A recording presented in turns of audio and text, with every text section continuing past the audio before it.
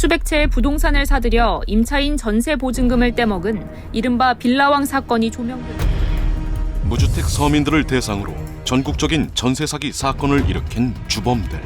그들 옆에는 본분을 망각한 일부 공인중개사들이 있었습니다.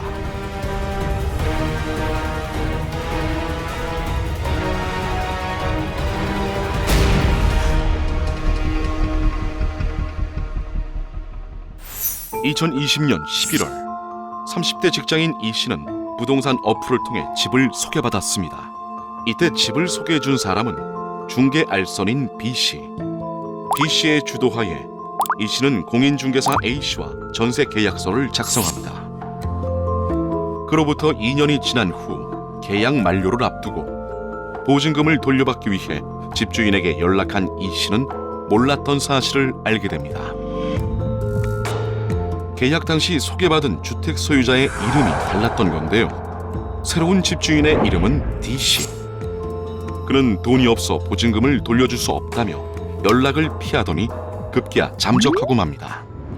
D 씨의 정체는 깡통주택 수천 채를 보유한 전세 사기범이었습니다. 피 같은 전세 보증금을 잃을 처지에 놓인 이 씨. 이때 공인중개사가 작성해준 이행 보증서가 생각이 났습니다. 계약 당시 해당 주택에 근저당이 설정되어 있다는 것에 불안감을 갖자 공인중개사 A씨가 중개사고 시 임대차 계약의 보증금을 책임진다는 내용의 계약서를 작성해 줬던 건데요. 이행보증서란 계약에 명시된 대로 이행할 것을 보증인이 보증한다는 계약서로 이 씨에게는 전세 계약에 대한 불안 요소를 공인중개사가 책임질 것이라는 믿음과 신뢰의 증거였습니다. 하지만 막상 집주인이 보증금을 돌려주지 못하는 상황이 되자 해당 공인중개사는 본인 또한 보증금을 책임질 수 없다며 이 씨를 외면했습니다. 이 이야기는 수도권 일대에서 일어난 전세 사기 사건을 재구성한 실제 사례입니다. 지금까지 확인된 전세 사기 피해자는 2,996명, 피해액은 4,600억 원에 달합니다. 피해자 절반 이상이 이 씨처럼 20, 30대 젊은 청년들이었죠. 공인중개사가 작성해준 이행보증서까지 받았음에도 보증금을 돌려받지 못한 피해자들 또한 수없이 많았습니다. 그야말로 심각한 상황인 건데요. 공인중개사 A가 작성한 이행보증서를 다시 한번 살펴보겠습니다. 본 중개인은 부동산의 거래가액, 근저당 금액 및 채권 최고액을 인지하고 있으며 중개사고 시 당 임대차 계약의 보증금 보전을 책임질 것을 확인합니다. 라는 문구가 적혀 있습니다. 하지만 이 이행보증서, 법적 효력이 없는 이름뿐인 보증서입니다. 만약 공인중개사의 고의, 사기로 피해를 입은 경우 보상받을 수 있는 방법은 공인중개사 협회에서 발급한 공제증서 제도입니다. 이마저도 피해 사례 한 건에 해당하는 금액이 아닌 중개사 1인에 대한 보장 금액이기 때문에 한 명의 공인중개사가 여러 명에게 이행보증서를 작성해줬다면 보상받을 금액도 그만큼 줄어들게 됩니다. 공인중개법상 중개인은 중개 물건의 위치, 주변 환경 등 기본적인 정보 이외에도 전세권, 저당권 등 권리관계를 설명해야 하는 의무가 있지만 의무를 저버린 공인중개사를 처벌하는 일은 쉽지가 않습니다. 중개인이 중요 정보를 고의로 알리지 않았다는 사실을 입증하는 책임이 세입자에게 있기 때문이죠. 이 문제를 해결하기 위해 국토부에서는 최근 2년간 발생한 주택도시 보증공사 보증사고 중 공인중개사가 중개한 물건 계약을 대상으로 특별 점검을 실시했습니다. 그 결과 공인중개사 242명 중 99명의 위반 행위 108건이 적발됐는데요. 수도권 일대에서만 공인중개사 10명 중 4명이 전세 사기에 가담한 겁니다. 특히 지난해 7월부터 진행한 범정부 특별 단속 결과 전세 사기 의심자 970명 중 무려 414명이 공인중개사 및 중개보조원으로 밝혀지기도 했죠. 우리나라 개업 공인중개사의 수는 전국적으로 11만 명에 달합니다. 그중 누군가 일부 비양심적인 공인중개사를 만날 수도 있다는 불안감은 공인중개사 전체에 대한 신뢰까지 잃게 만들고 있습니다. 일부 공인중개사에 대한 피해를 사전에 예방하기 위해서는 공인중개사 사무소와 공인중개사가 정상 등록됐는지 사전에 확인하는 것이 중요합니다. 또한 안심전세 앱으로 공인중개사의 과거 이력과 현재 정보를 확인하는 것이 좋은데요. 공인중개사가 전세 사기에 가담할 경우 등록을 취소하는 원스트라이크 아웃제를 추진해 사전 예방에 나서고 있습니다. 오는 7월 31일까지 2차 특별 점검이 시행됩니다. 추가적인 위법 사례가 앞으로 더 늘어날 것으로 보이는데요. 더 이상의 피해자가 발생하지 않게 철저한 조사와 대책을 마련할 수 있도록 노력하겠습니다. 월 500만 원의 고수익 보장, 대기업 일자리. 취업을 준비하는 사회 초년생이라면 누구라도 관심이 갈 구인 공고입니다. 하지만 일자리를 미끼로 청년들을 유인해 수천만 원의 빚을 지게 만드는 사기 사건이 발생하고 있습니다.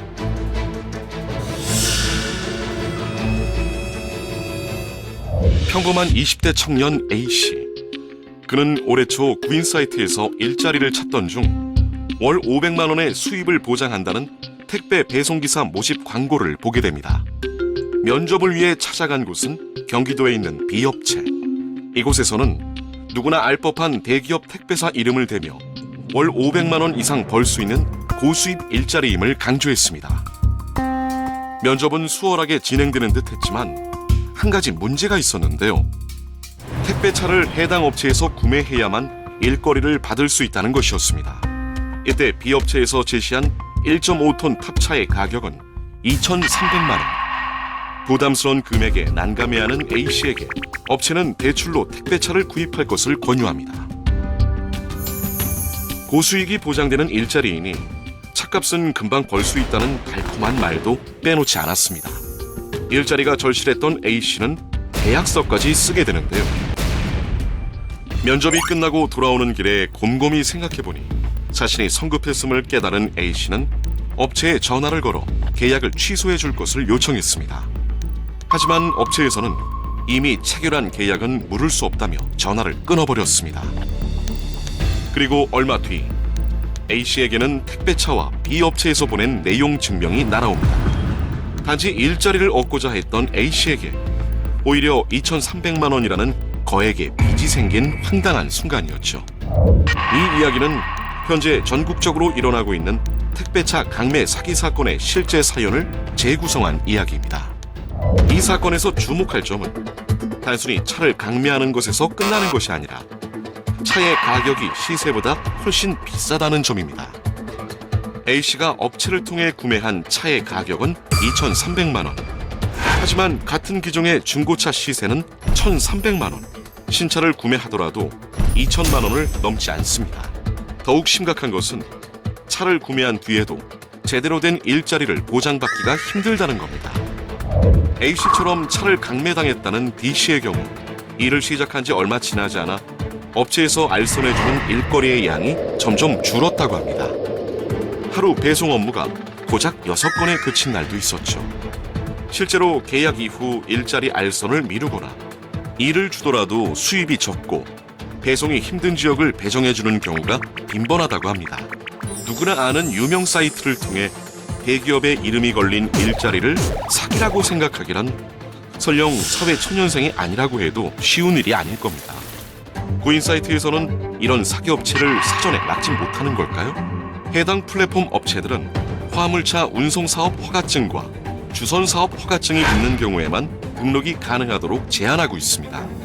하지만 등록되고 난 이후에는 사기 업체라는 신고가 들어오기 전까지 해당 업체를 거르는 뾰족한 방법이 없었던 겁니다. 심지어 사기 공고가 신고를 통해 내려가더라도 업체 이름을 바꿔서 재등록을 하는 경우도 빈번합니다. 사회 초년생이나 일자리가 절실한 구직자를 취업을 미끼로 빚의 수렁에 빠뜨리는 악질적인 범죄. 워낙 음성적으로 이루어지다 보니 피해 규모를 파악하기도 힘들 정도입니다. 국토교통부 원희룡 장관은 지난 3월 택배차 강매 사기 피해 사례를 듣고 즉시 대책 마련에 들어갔는데요. 실제로 일명 차파리들이 택배업체 취업과 고수익 보장을 미끼로 사회 초년생에게 차량을 강매한 사실도 파악했습니다. 사회 초년생들을 빚의 수렁으로 빠뜨리는 악랄한 민생 사기. 더 이상의 피해를 막기 위해 대책을 마련했습니다. 먼저 구인 사이트의 택배 강매 사기 유의사항을 안내하고 사기로 판명된 업체에 대해서는 구인 광고 등록 권한을 즉시 차단하는 방안이 추진됩니다. 또한 민간과 협력해 물류신고센터를 택배차 강매 사기 피해 예방 상담 창구로 활용하고 무엇보다 안심하고 일자리를 구할 수 있도록 택배기사 구인 전용 플랫폼을 구축할 계획입니다. 택배 대리점에서는 절대 취업을 목적으로 택배차 구매를 강요하지 않는다는 점 꼭 기억하시고 구인 광고를 등록한 업체가 택배사와 관련된 대리점이 맞는지 반드시 확인하시길 바랍니다. 택배차 강매 사기를 반드시 뿌리 뽑고 안심하는 택배차 일자리 환경을 만들겠습니다.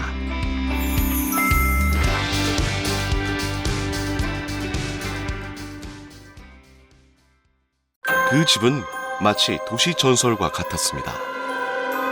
주변 시세보다 저렴하고 입지 조건까지 좋은 세입자라면 누구나 탐낼 법한 이상적인 매물. 하지만 아무리 시간이 지나도 부동산 사이트에서 내려가지 않는다는 이상한 집.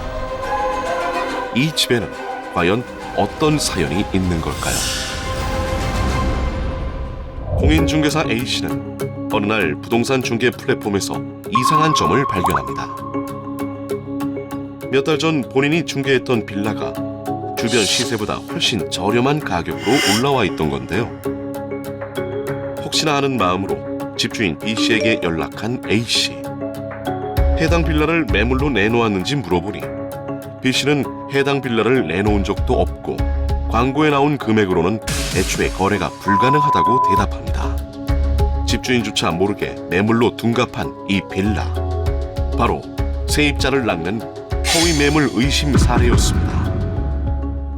직접 부동산에 방문하지 않아도 매물의 정보를 자세히 알 수 있어 집을 구하려는 2030 세대의 선호도가 높은 부동산 중개 플랫폼. 하지만 사이트에 올라온 매물 중 일부는 온라인에서만 존재하는 일명 낚시성 매물인데요. 시세보다 저렴한 좋은 조건의 매물로 이용자를 유인한 뒤 매물이 이미 나갔거나 큰 하자가 있다며 다른 매물로 유도하는 겁니다. 젊은 플랫폼 이용자가 많은 만큼 피해 연령층도 그만큼 낮은 편인데요. 중개 플랫폼이 아니더라도 온라인에서는 무자격자가 매물을 올리는 상황도 발생합니다. 전세 매물을 찾던 D씨. 온라인으로 검색하던 중 한 포털 사이트에서 분양과 전세를 동시에 진행하는 신축 빌라 광고를 보게 되는데요. 이때 홈페이지에 나와 있는 중개인의 이름과 연락처를 한국공인중개사협회에 조회한 결과 자격 여부가 확인되질 않았습니다. 온라인에 매물을 올리기 위해서는 개업 공인중개사 자격이 있어야만 가능하기 때문에 광고 주체 위반, 무자격 중개인으로 의심된 사례였죠. 이런 불법 광고들은 단순한 시간 낭비로 그치는 것이 아니라 전세 사기로도 이어질 수 있는데요.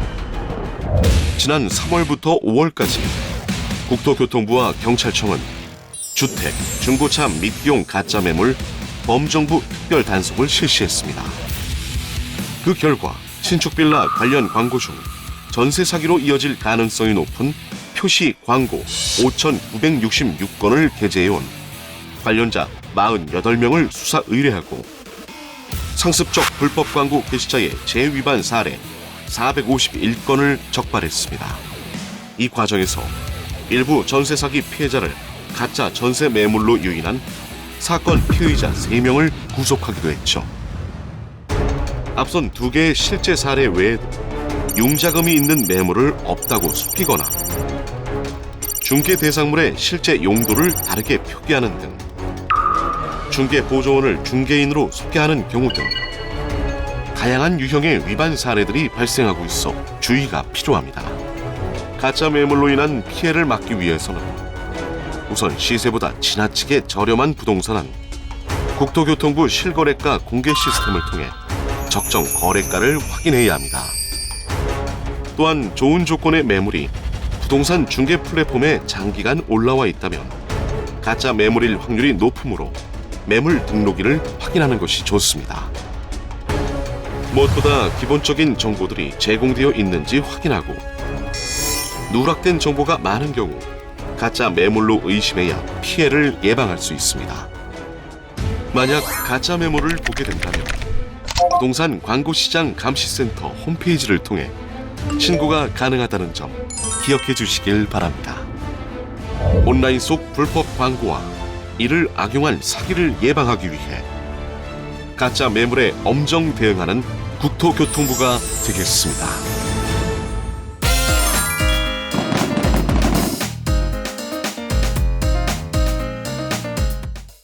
모두가 잠든 새벽 시간, 잠들지 못한 한 사람이 있습니다. 집 곳곳에서 울려 퍼지는 의문의 소리. 그에게는 어떤 사연이 있는 걸까요?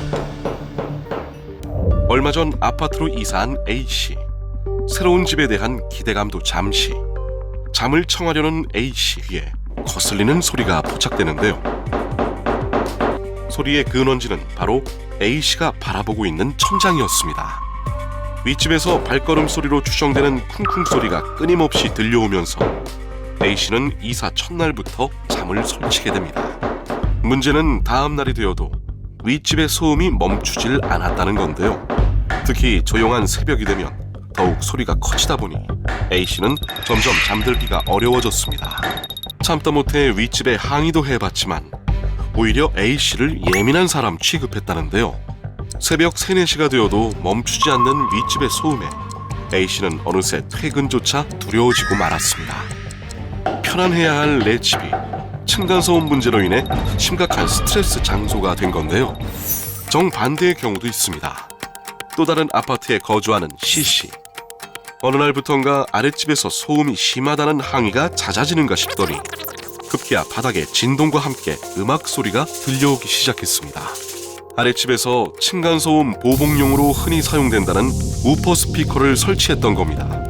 C씨는 항의가 들어온 이후 바닥에 매트를 깔고 푹신한 슬리퍼를 신는 등 소음을 줄이기 위해 노력했지만 층간소음을 완전히 해결하기란 현실적으로 불가능한 일이었습니다.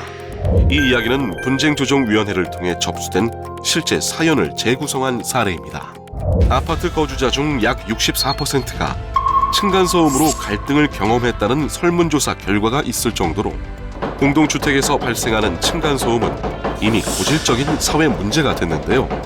특히 코로나19 이후 재택근무로 전환되거나 실내 생활을 하는 시간이 늘어나면서 층간소음에 노출되는 시간도 그만큼 늘어나게 된 겁니다.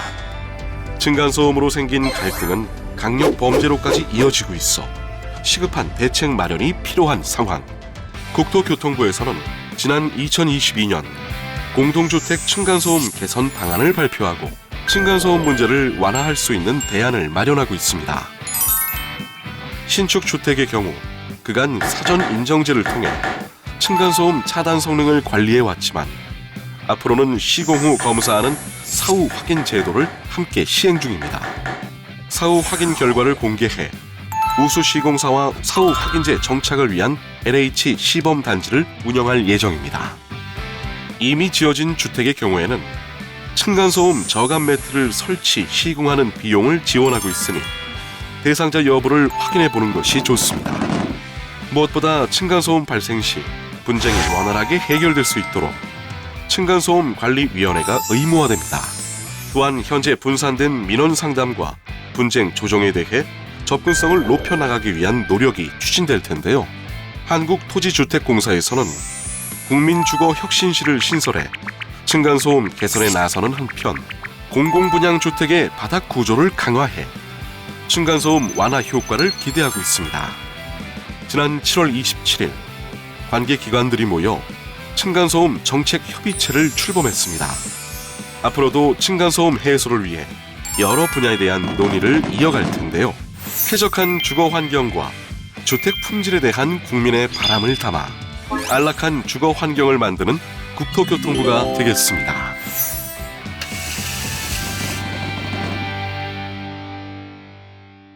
집의 가치가 전세 가격보다 하락해 집을 팔아도 전세금을 돌려줄 수 없는 깡통 전세. 전세 시세가 계약 당시보다 내려가면서 새로운 세입자를 구하더라도 보증금을 온전히 돌려주기 어려운 역전세. 서민들의 불안한 전세 보증금 안전하게 지킬 수 있을까요?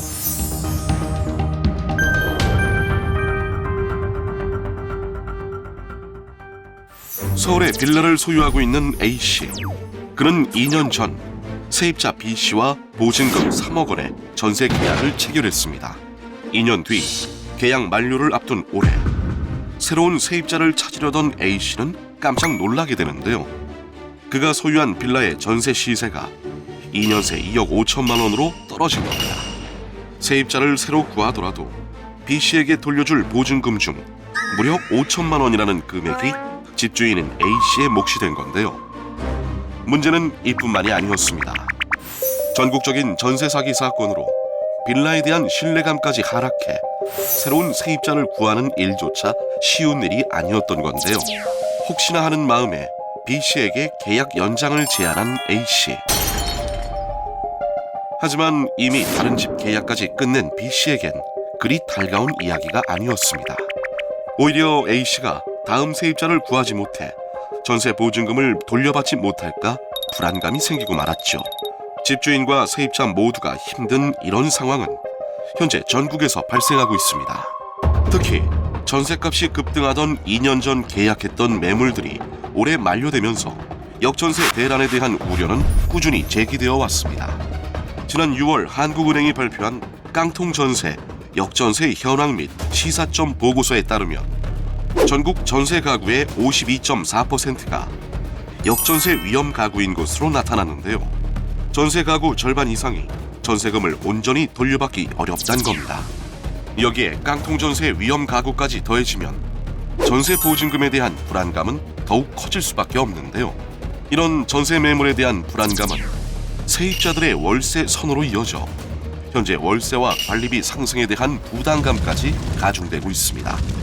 국토교통부에서는 역전세 대란을 완화하기 위해 전세 보증금 반환에 어려움을 겪는 집주인이 전세금 반환 용도로 은행권 대출을 이용할 경우 한시적으로 규제를 완화하기로 결정했는데요. 올해 7월 3일 이전 임대차 계약을 체결했지만 전세금 반환이 어려워진 집주인이 그 대상자인데요. 돌려주지 못하는 전세금의 차액만큼 대출을 지원해주는 것이 원칙으로 세입자들이 전세 보증금을 원활하게 돌려받을 수 있도록 하는 것이 목적이기 때문에 전세금을 반환하는 용도로만 대출이 가능합니다. 이때 후속 세입자가 있는 경우 혹은 후속 세입자가 없거나 집주인이 직접 거주하는 경우에도 대출을 받을 수 있는데요. 현재 거주하는 세입자가 계약을 연장하는 경우에도 지원 대상이 될 수 있습니다.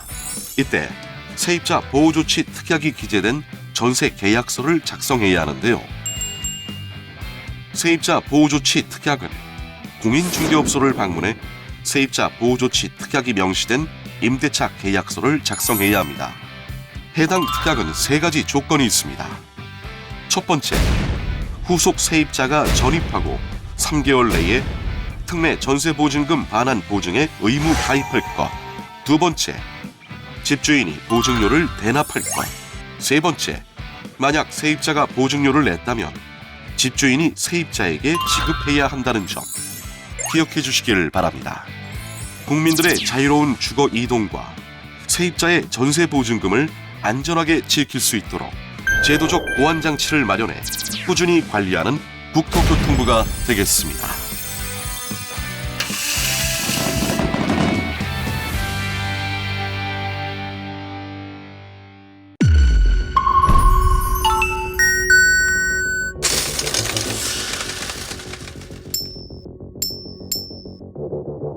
매달 수십만 원의 돈이 빠져나가는 A씨의 계좌. 생활비 중에서 가장 큰 비용을 차지하는 월세 때문인데요. 그런데 또 한 번 인출되는 A씨의 월세. 월세를 한 달에 2번 낸다는 그에겐 어떤 사연이 있는 걸까요?